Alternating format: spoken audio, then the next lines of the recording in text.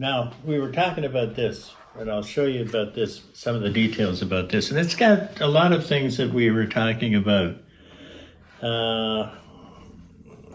Here we are. Now, let me show you. It's got a lot of the things I talked about. The light is light against the dark is dark. Contrast. The eye goes right to that. And you're walking into a room, it's got paintings in the wall, painting in the wall, for instance. And that's what you're going to look at right there. Eye always goes to contrast. The highlights, look at that side of the face where I put that highlight. And with the highlights on the face, look at how very much more subtle. The nose there, the cheeks, and so on. They're not highlighted. I didn't go highlight crazy on that. The lightest parts, of course, the eyes, and she's looking to the side. Quite often, I'll have a person when they're posing, they're right here with the top part of her shoulders and body are pointed this way, her head is pointed this way, and her eyes are pointed that way. So I call that the big three. This way, that. And that gives drama to a painting. Most of this is warm painting, as you can see, and this is a pastel, but there's touches of blue. So the dominant color in this is warm. And then we have the slight bits of cool. If you put too much cool in there, then it takes away the drama of the color. Believe it or not, color has drama too. So, and I love to have this dark against here to show this abstract. These are abstract shapes, really, in truth. Us artists are abstract, we're kind of latent, we're kind of abstract artists as well as representational, because a lot of what we do, it has an abstract feel to it. Here, down here, I didn't want to put a lot of detail in that. I let it kind of drift out. Here's the shoulders. They didn't do the whole shoulders there and down and so on.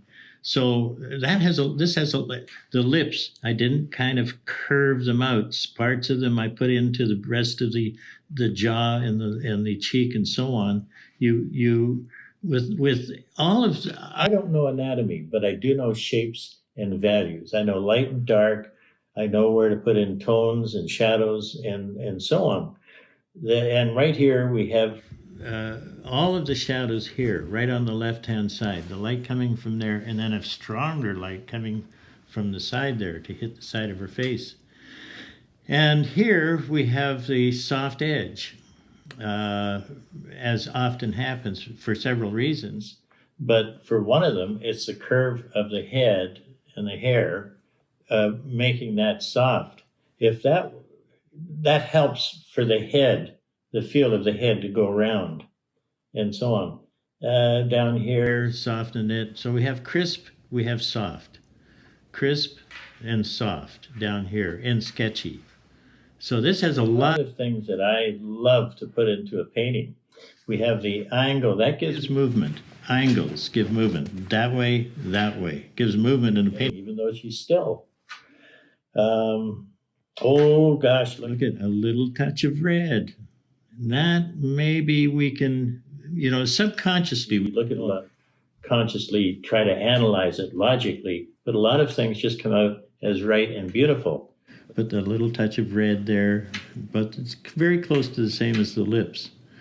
So we have sketchiness, we have highly, and look at, when you're doing a head, a lot of artists think, well, I have to put myself into it.